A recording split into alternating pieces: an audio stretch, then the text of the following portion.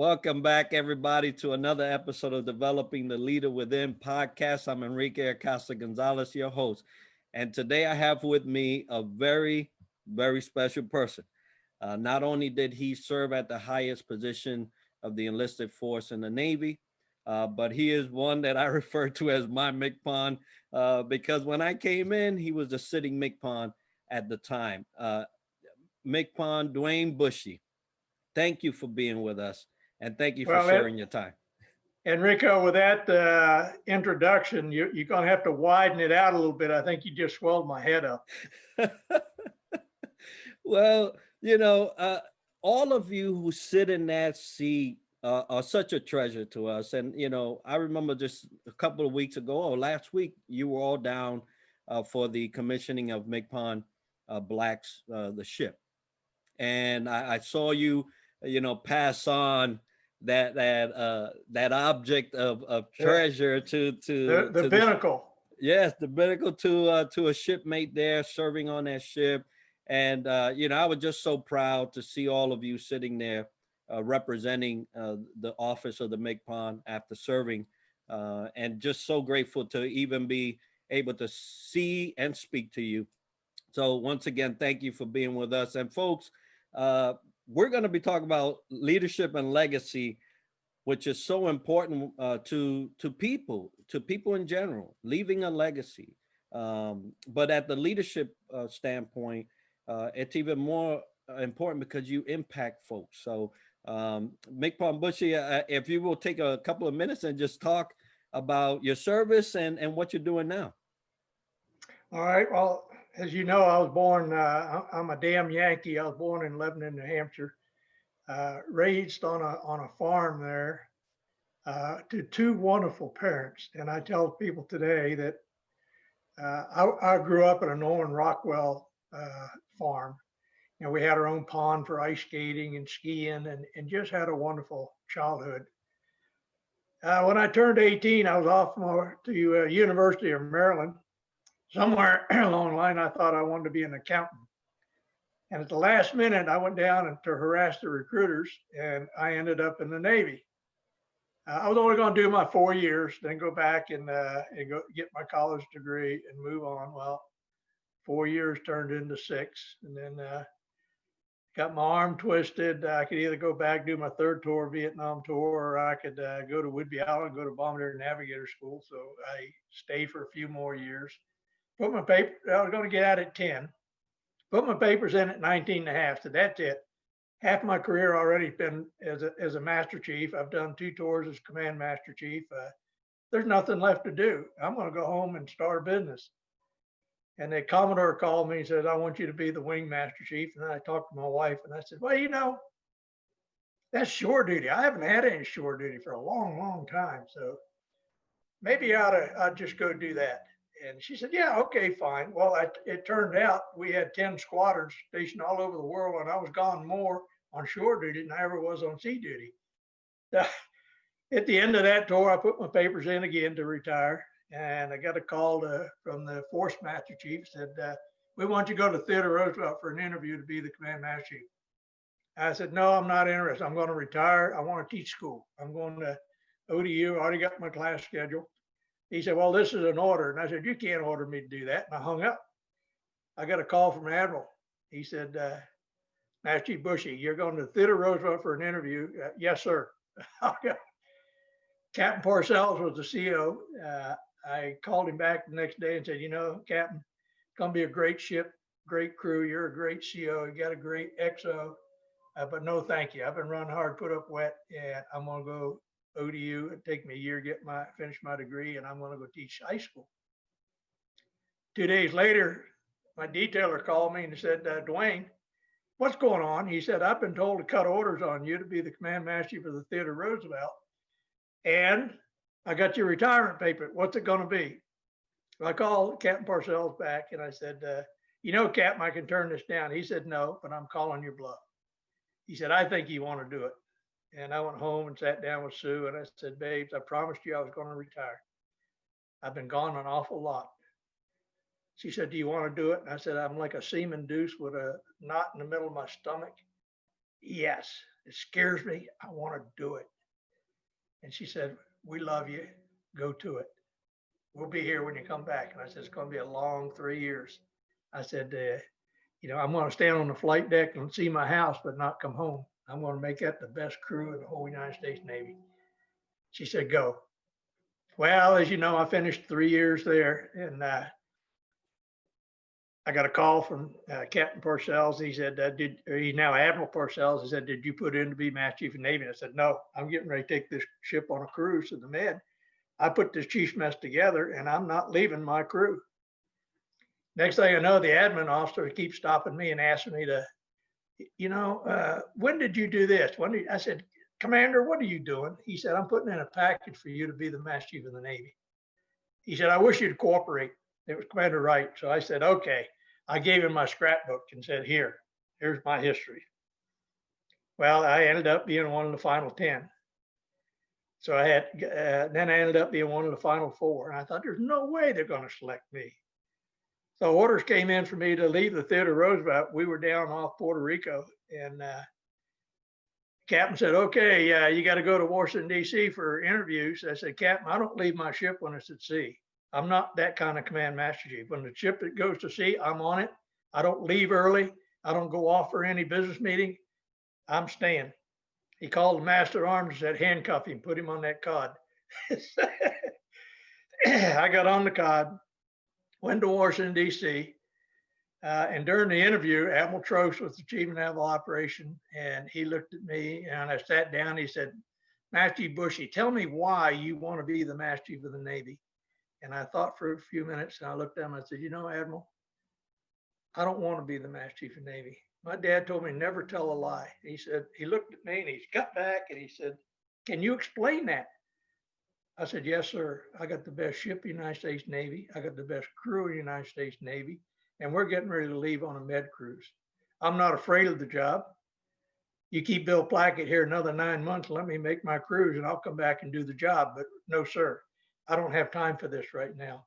And he kind of laughed and he said, I'm a Naval Academy graduate. I said, yes, sir. He said, my aspirations was to be the commander-in-chief of Land Fleet, Sink Pack or something like that. He said, I got there. I finally reached my goal and they said, you got to go to Washington, D.C. and be the CNO. He said, I didn't want to do it. I wanted to be that fleet commander. He said, so I understand. So I went and told Sue, I said, that's it. We're out of here. And that Friday, he had us all 4 lined up with our spouses and he started talking. All of a sudden he stopped and he pointed at me and said, and Duane, you're the next Master Chief of the Navy. And he started talking again. So I just stood there and he finally stopped me and said, you going to show any emotion at all? And I said, sir, I'm not sure if I'm going to accept it yet or not. And he just kind of went back and the other 3 were kind of legs quivering. I said, babes, this is going to be another hard 3 years. I promised you twice I was going to retire. This is going to involve you. What do you think? She looked at me and says, you want to do it? I said, yes. Okay, we can do it. And so I looked at Admiral and said, I'll take it. And then he started talking and all of a sudden he stopped and he looked at Sue and he said, Sue, what are you smiling so hard about? She said, I finally know what his last tour is, right? He has to go home after this. He said, yes, he does. What a wonderful story. Oh my goodness.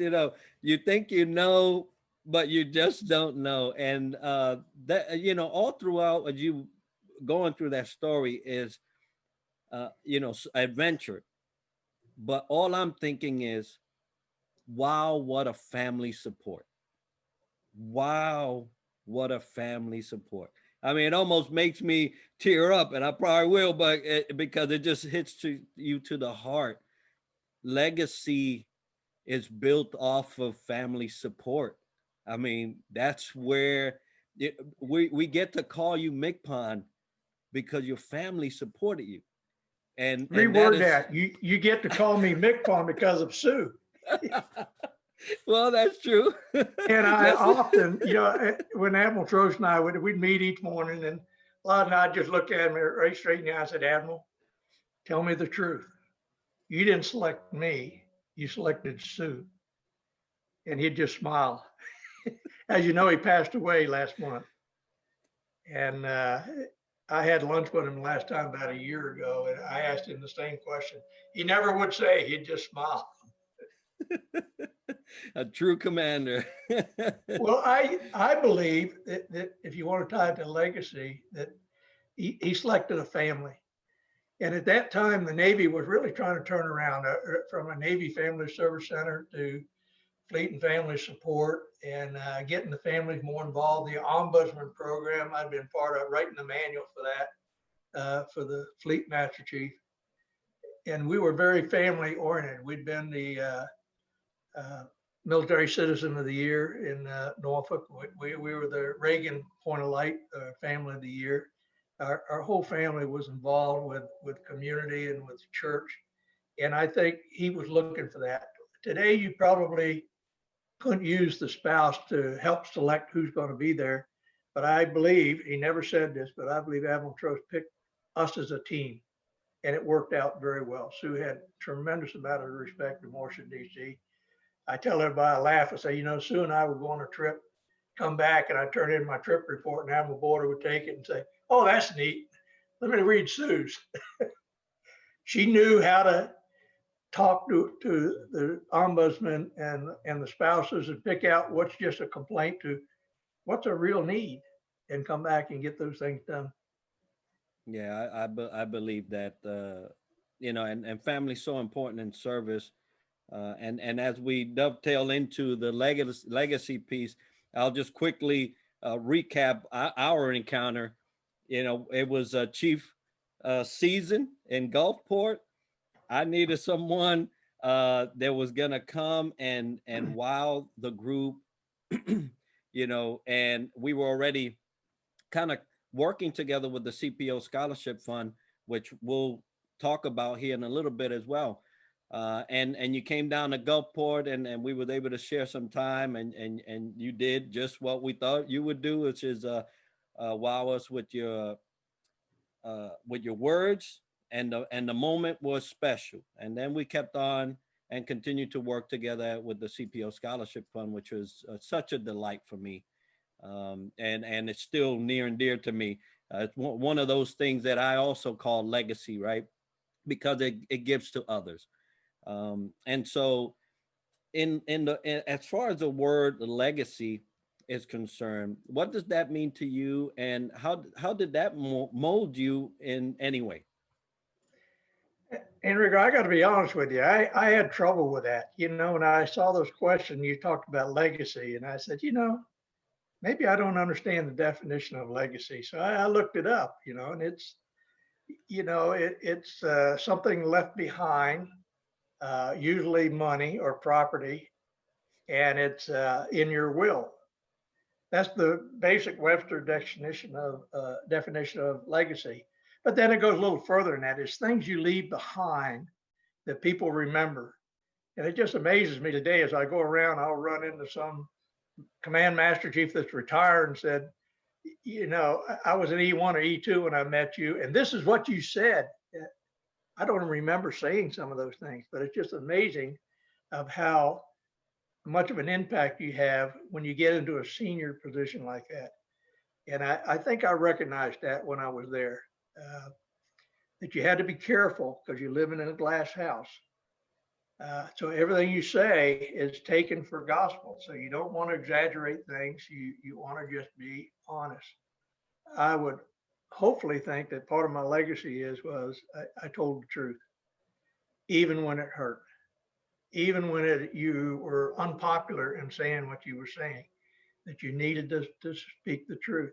You had to do it in a way that you weren't humiliating people. I have a very, very good friend. He was a first class when I was a first class payoff. We were enlisted navigators. And both had been offered a commission if we would, you know, quit flying. And we said, no, we're going to stay as we got down to where we were the last three. There was three of us that were the last enlisted navigators in the Navy. And he always looked at me and said, Duane, I retired after 24 years as a first class petty officer. You retired as Master Chief of the Navy.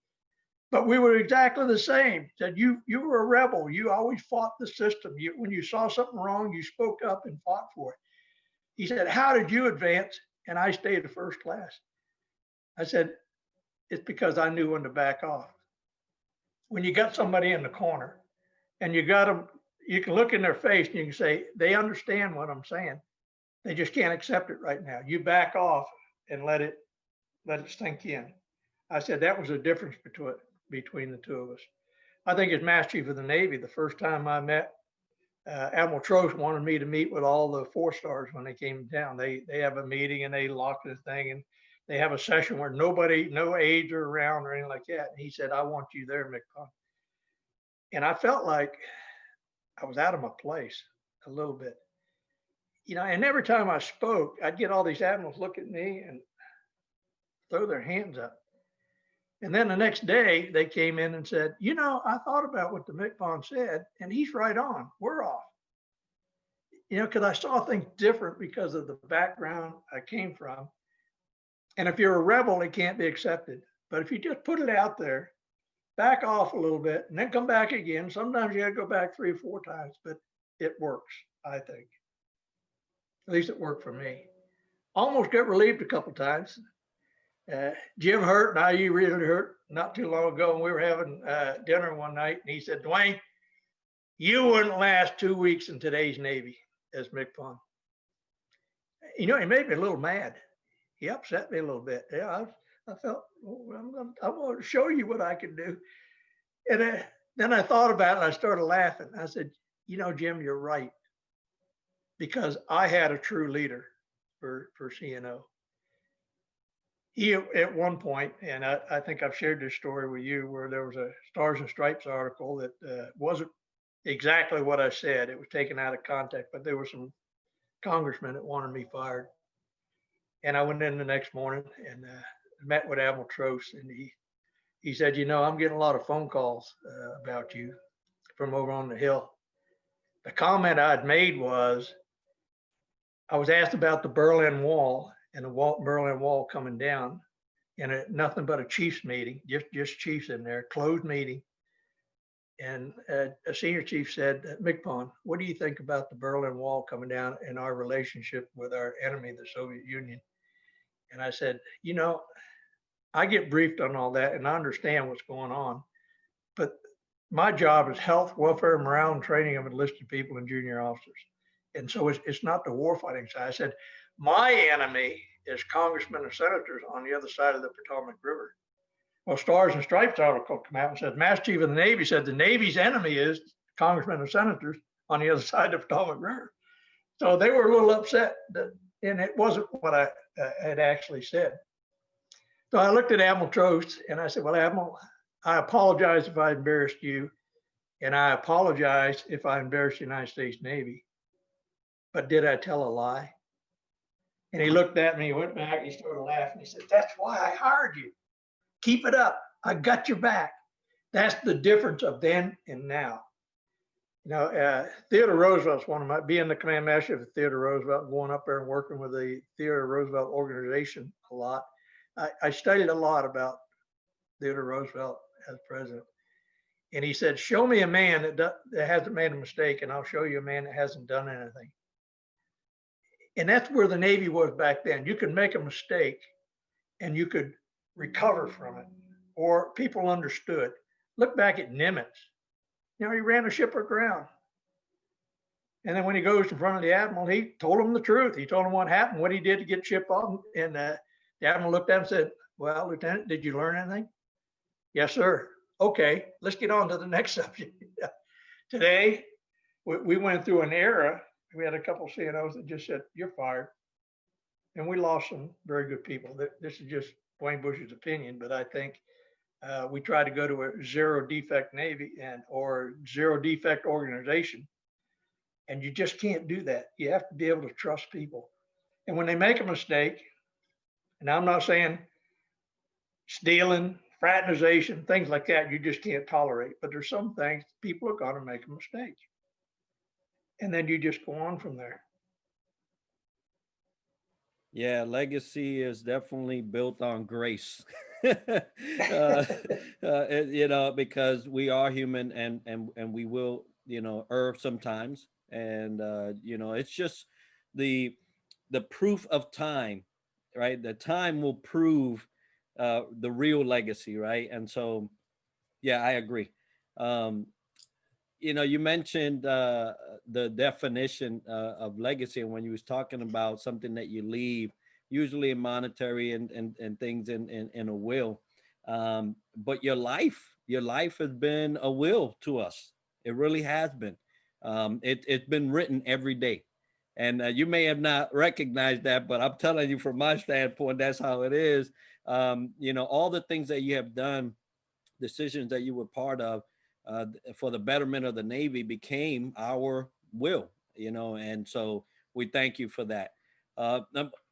We were talking about legacy. You share with us what it means to you. Um, but what part does legacy have in leadership?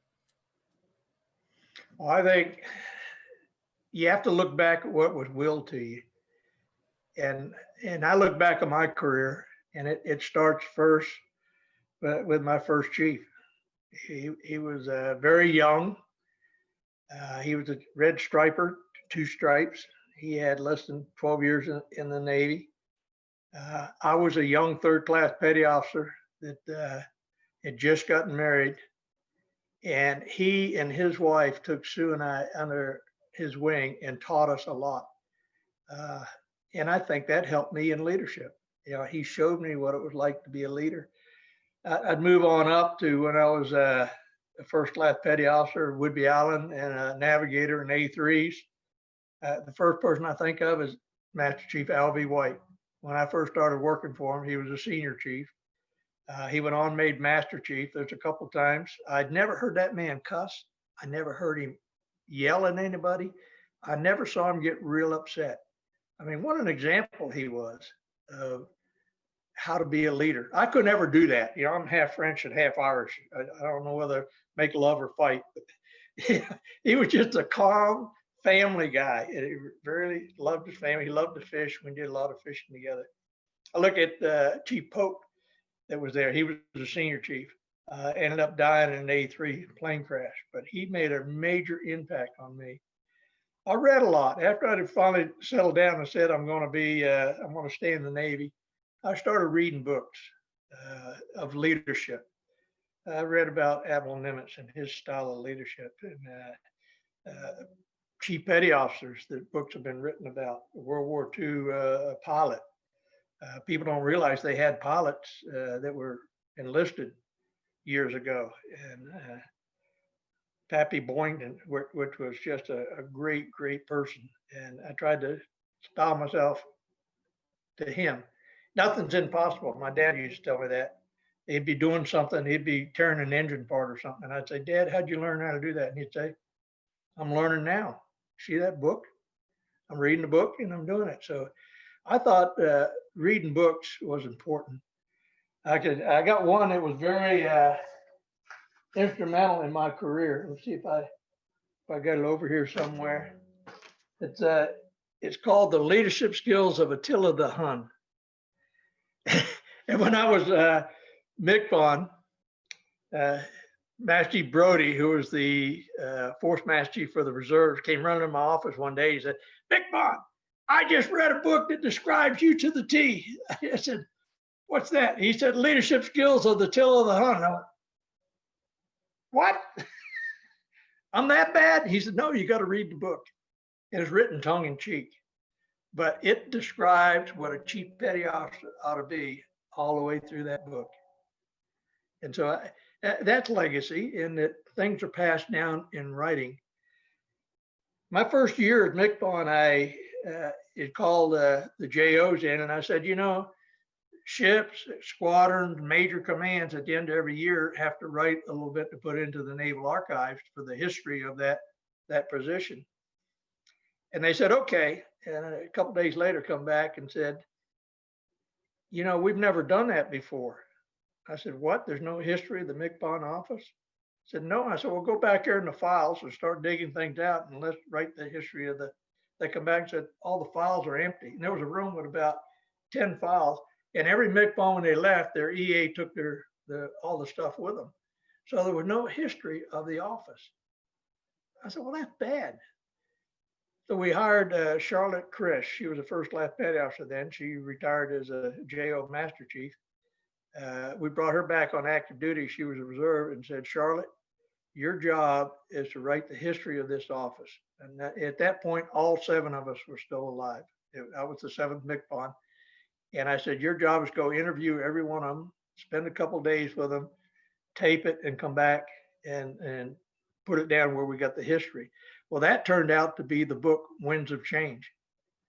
And there's 7 chapters of that book. It ended with me, but she put together kind of the history, and it just kind of tickles my heart now when I go aboard Navy ships or I go places.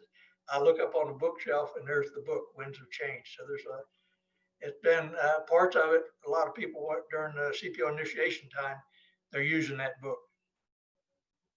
And I used that book. We were just talking about when I read that book. There was a piece in there, and when you talk about legacy, right? And I already said, right, MCPON, Duane Bushey was my MCPON. That's the way it's gonna be.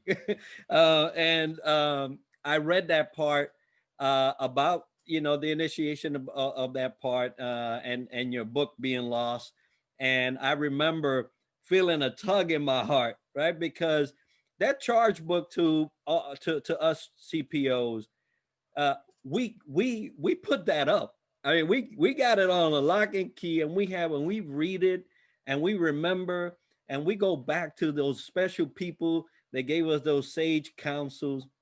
And I remember reading that you didn't have one. I said, no, we got to change that.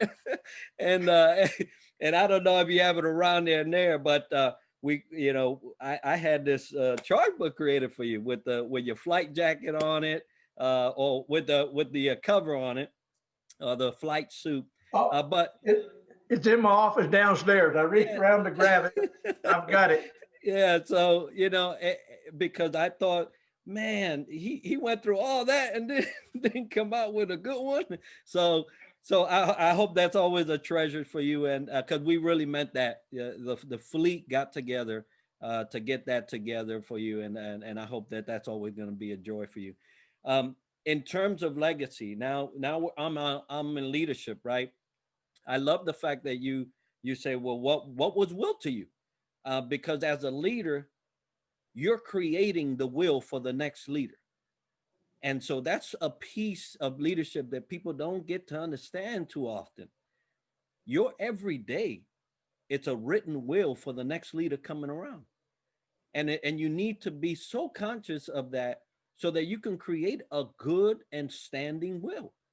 And so, and if I'm a leader and I'm having some challenges in that area, what would you suggest that I could do in my day-to-day to incorporate legacy? It's part of what I just talked about. Is look at other people that you admire, whether they've written a book or just somebody that you know. Sit down, spend time with them, ask them, what was important to you? Why did you do this? I think some of us, I never realized I was making a legacy. I didn't do things to say, oh, this is going to look good on my legacy. I was just trying to do what I could do that would help people. I looked at other people, Admiral McRaven, I just made him last year an honorary Master Chief. I said, if you don't screw it up, we might make him a MCPON someday. I said, you'll screw it up, Admiral. But his book, he's got the book called Make Your Bed. And it is so good about developing a young life of what's important and how to educate yourself. I have 7 grandsons. I bought 7 copies of it and wrote in each one of them what I thought they were capable of doing and gave it to them and said on Christmas and said, this is a book you put by the bedstand. You don't sit down and read the whole book. Read a chapter at a time. Think about it. Take maybe 15 minutes to read a chapter. And when it talks in there about how important it is to get up in the morning, to organize yourself, to make your bed and get ready for the day, how important that is. Here's another one. It's Sea Stories by Admiral McRaven that's out there. So I think those are the things you can do to improve yourself and to look at what's good. Now, just remember, as a leader, you can also have a legacy the other way. Oh, he's the guy that screwed things up all the time. Oh, he's the guy that never stood up for us. He's the one that was yes sir, and we got the dregs down here. I'm trying to clean it up a little bit, as you can see. It's there are people out there that have that. He's remembered as one way. He's remembered as the guy that got lost navigating or something like that. So there's negative legacies also. I always felt like I picked people out that I really admired and wanted to go. And that was true in my life too, not just in my leadership and military. If we got a little time, I'll tell you another little story that made a major impact on my life. Sue wanted to go to Massanetter Springs to a family Bible conference, and it was a week-long family thing. I didn't want to go in a worse way. I gave her a hard time. Well, I knew when I was whipped, yes, ma'am, we're going.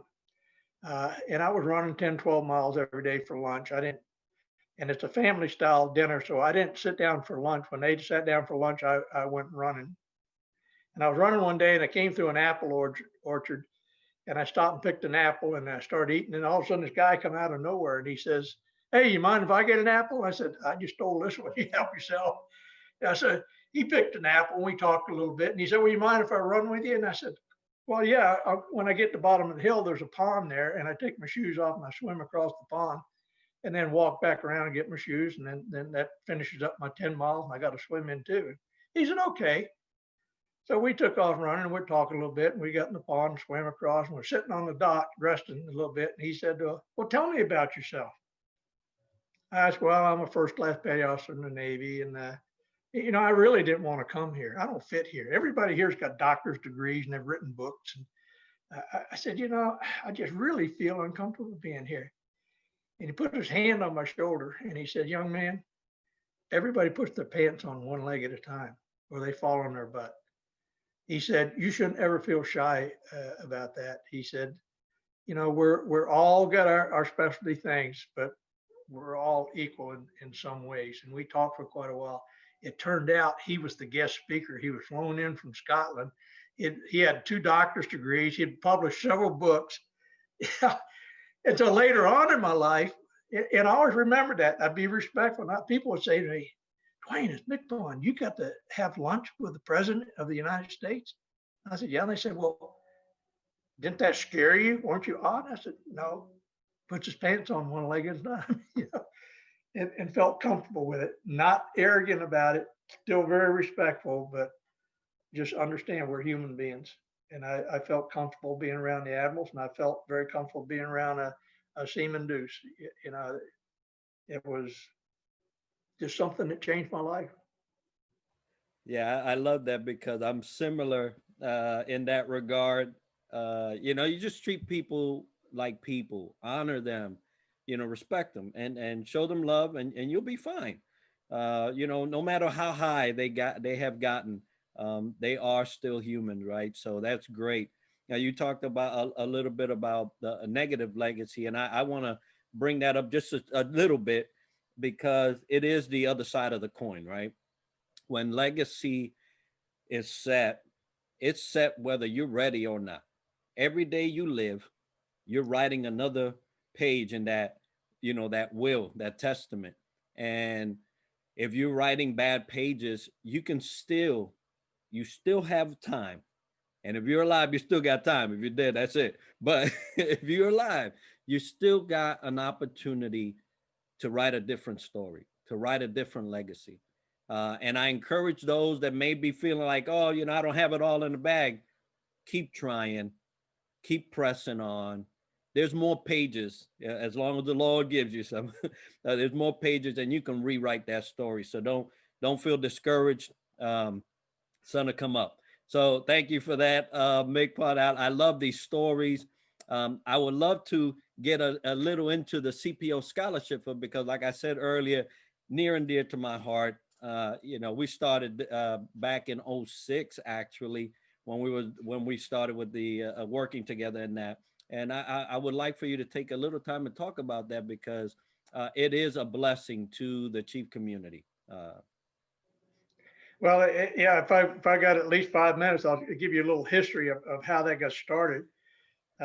Secretary of the Navy Garrett and I were walking down the passageway in the Pentagon one day, and he looked said, "MCPON, you remember your first chief?" "Oh, absolutely. Enderman Lamb, meanest son of a gun." I said, "But boy, the things he taught me," and we talked along. Well, a couple of weeks later, Admiral Border called me up and he said, "The Secretary of Navy wants to name the next ship coming out USS Chief in honor of all Navy chiefs."